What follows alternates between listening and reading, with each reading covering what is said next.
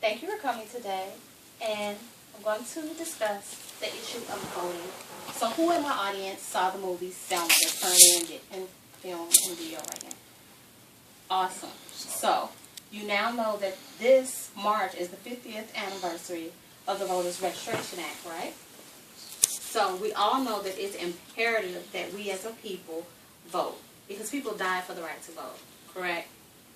Correct. So what we need to do as citizens, as responsible people, as adults, is register to vote, follow through with that registration, get our families, our community involved. And once we've registered people to vote, we need to be proactive in going out to the polls and actually voting. We need to make our votes count. So in doing that, what do we need to do? To actually be registered to vote, 1, you need to be at least 18 years old. 2, you need to be a citizen of the United States of America. Is everybody a citizen? Yes. Absolutely. 3, you need to be a resident of the population or the area where the election is being held. So if you stay here, you can't go and vote in Detroit. You need to be registered where you're actively living and participating in the vote. And you need a picture ID. Does everybody have a picture ID? Yes. Awesome. So we're on our way. So who's familiar with the recent decisions that came back down from the Department of Justice? Nobody? Nope.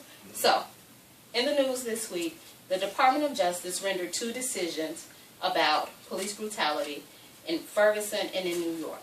And in those decisions, the Department of Defense found that the officers that were involved in heinous crimes against blacks were not going to be held accountable. And who puts those people in office? We do. And why do those people get put in office by us? Voting. Because we voted for them. Absolutely. So not only do we need to be accountable and go out and register to vote, we need to be aware of the issues. We need to know what's going on. We need to be proactive. We need to be out in our community. So, what can prohibit us from voting? Other than not being 18. Anybody know? Take away the right. No. Good Jail. job. Yeah, I was going to say Jail, absolutely. If you are convicted of a felony, a Class 1 or Class 2 felony in the United States of America, you are restricted from voting. You're restricted the whole time that you're incarcerated, and depending on the crime, once you are done with your sentence and you're free, you still can't vote. So say someone in your family was murdered. Once that person gets out of jail, if they are out of jail, they have lost their right to vote. But none of us are going to do that, right? So, we know that we need to be 18. We need to be held accountable for our family, our community. We need to be proactive in getting everybody engaged to vote, correct? We need to be aware of the issues surrounding the elections, correct? We know that there's more than one election a year, correct? So we know that there is a presidential election every 4 years. We know that there are general or midterm elections every 2 years. And your vote matters in each election. We just don't want to vote for a president, even though we love having Barack Obama as the president.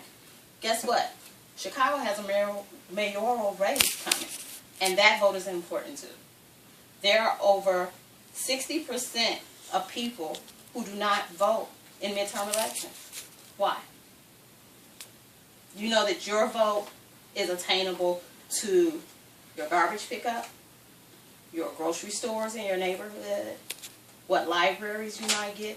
All of that comes at the behest of your vote. You need to be proactive. You need to know the issues. You need to know what's going on in your community, because your vote matters. It counts, it's important, and you should vote. So let's review. What do we need to vote? You need to be a U.S. citizen. You need to be 18 years old. You need to have not been convicted of a felony. And what? We need to be a resident of the county where the election is being held. So, just to reinforce that, everybody must be 18. You must be a resident of the county of the election. You've got to be a U.S. citizen. You need to have a picture ID. You cannot have been convicted of a felony.